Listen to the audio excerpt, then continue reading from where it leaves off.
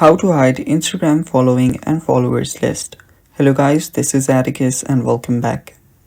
If you guys are more concerned about your privacy and you don't want people to know who you are following and who are the people following you, this video is for you.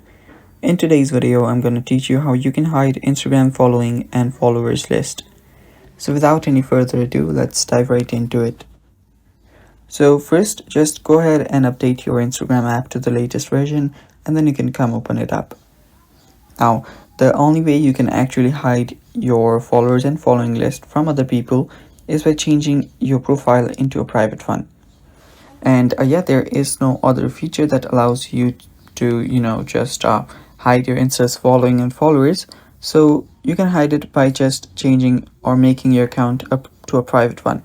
So you can do this by going to the app itself, open up your app, go to your profile icon right here, tap on the three lines on the top right.